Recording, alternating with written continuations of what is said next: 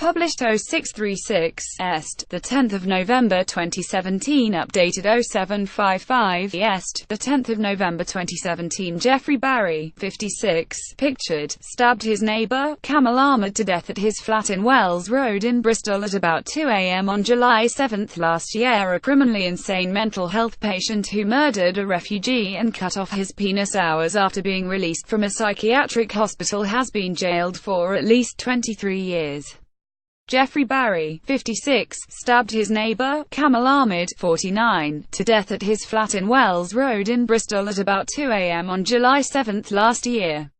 There were 25 stab wounds to Mr. Ahmad's face, including his eyes, and fatal stab wounds to his stomach, right arm and left wrist. His penis had been cut off after his death. The murder took place hours after Barry, who has paranoid schizophrenia, was released from a psychiatric hospital. Barry had previously claimed Mr. Ahmad was a rapist, a thief, a pedophile and a terrorist. He had relapsed after he stopped taking antipsychotic drug clozapine in November 2015, and in a series of bizarre and rambling notes he wrote, "Kamil is trying to kill me and I am extremely psychotic." Bristol Crown Court heard that psychiatrists had opposed Barry's release from hospital, but a mental health tribunal overruled them and said he should be discharged. Barry told a community psychiatric nurse he was criminally insane in a phone call he made minutes before the fatal attack. But police discovered a note in his room reading, "The fact is, I have acted out my entire psychiatric history. I'm very well. Sorry." A jury unanimously convicted Barry, who is being held at Broadmoor Hospital, of murder following a 12-week trial. Jailing Barry for life, Mrs. Justice Mace said, "In hindsight, the decision to discharge Mr. Barry from hospital is nothing short of calamitous, given what happened hours later." She told him once inside Mr. Ahmad's flat, "You subjected him to a frenzied attack and the pathologist describes over 70 separate knife injuries. Mr. Ahmad bled to death. After he died, you cut off his penis and then you went downstairs and phoned the police." On the jury's verdict, "Notwithstanding you were suffering from a chronic mental illness, you were not in such a grip of illness that you didn't know what you were doing." Prosecutors had asserted that Mr. Ahmad's murder was racially motivated and therefore should carry an increased sentence, but the judge said Barry held a range of grievances against him. There were 25 stab wounds to Mr. Ahmad's face, including his eyes, and fatal stab wounds to his stomach, right arm and left wrist. His penis had been cut off after his death. Barry's thought system has been polluted and distorted by his mental illness over the years, and the things he said cannot be judged by the standards of the sane general public, the judge added. David Jeremy QC, defending, said Barry should never have been released by the mental health tribunal and that his client was a victim of a flawed decision. In assessing his responsibility, the sentence should reflect that the responsibility for Mr. Ahmad's death is shared by others, he said.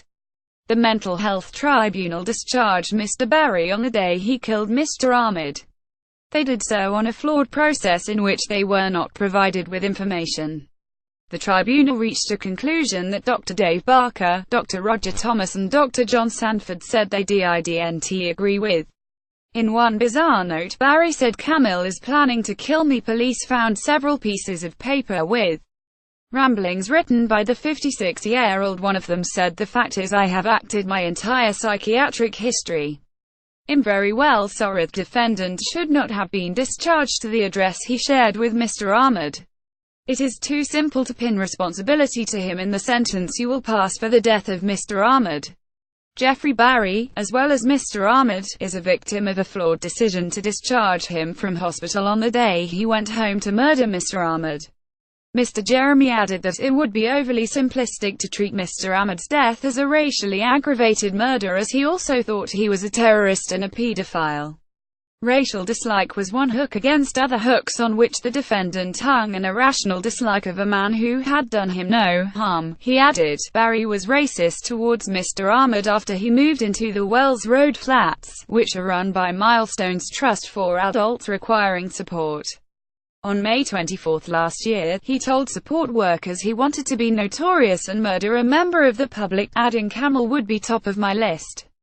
He wrote a note saying he planned to kill people living in the house, including Mr. Ahmad. He was also drinking heavily, smoking skunk cannabis and behaving in a wholly inappropriate manner. On June 13, he was sectioned under the Mental Health Act after being filmed on CCTV performing a act, wearing only a police hat. Barry was caught on CCTV entering the flat of Mr. Ahmad in the minutes before the killing. Barry is pictured in the flat of Mr. Ahmad in the moments before he launched his brutal attack. Hay was taken to Callington Road Hospital in Bristol before being transferred to the Signet Hospital Cewstoke in Weston-super-Mare. A mental health tribunal ruled on June 28 that Barry could be released after he promised not to drink or take drugs. Staff at the Milestones Trust were only informed of the decision a few hours before he returned to Wells Road. They attempted to get an injunction to prevent him doing so, in an attempt to protect Mr. Ahmad, but there was insufficient time. At the close of Barry's trial, prosecutor Adam Veit-Heilingham QC told the jury there were failings in the system. Whether the reasons are down to the system, or an individual, or a combination of both, you might feel that Kamil Ahmad was let down, he said. It is a system designed to protect an individual and protect society. I don't ask you to hold this against this defendant. The murder happened last July at the Milestones Trust flats in Wells Road, Bristol. Stock photo. Although he was manipulative and dishonest with the doctors in the tribunal, he is not to blame for failings in the system. CCTV footage on the night of the murder showed Barry leaving the flat in the early evening on July 6, 2016. He spent several hours drinking at Charlie's Bar in Wells Road and Long Bar in Old Market before returning to the flat just before midnight. Footage captured him leaving the flat at 1 a.m., wearing just his pants, and making a telephone call in the hallway. He rang a mental health crisis helpline and told the operator he was criminally insane and was not responsible for his actions. He ended the call at 1:26 a.m., and appeared on CCTV footage 3 minutes later, emerging from his flat shirtless but wearing trousers with a knife in his pocket. He then walked upstairs and knocked on Mr. Ahmad's door. His victim opened the door and Barry went in before emerging 42 minutes later with blood visible all over his clothes. He then walked back down to the hall, dialed 999 and told the operator he had killed Mr. Ahmad. Speaking last month, Mr. Ahmad's family described the Kurdish refugee as a deeply loved member of our family. They said, "We have one question: why was Kamil not protected by the authorities from this violent racist? We call on all the authorities to give an honest answer to this question without delay, so that Kamil can rest in peace and so that other vulnerable people are protected." A spokesman for Avon and Wiltshire Mental Health Partnership NHS Trust described the murder as tragic and brutal. "We remain committed to close cooperation with all agencies in an effort to prevent such an event happening in the future," he said. John Hoskinson, chief executive of the Milestones Trust, said an internal review was being conducted, as well as other investigations. "We do understand this is a very difficult time for those involved but are unable to comment further until the results of these investigations are known," Mr. Hoskinson added.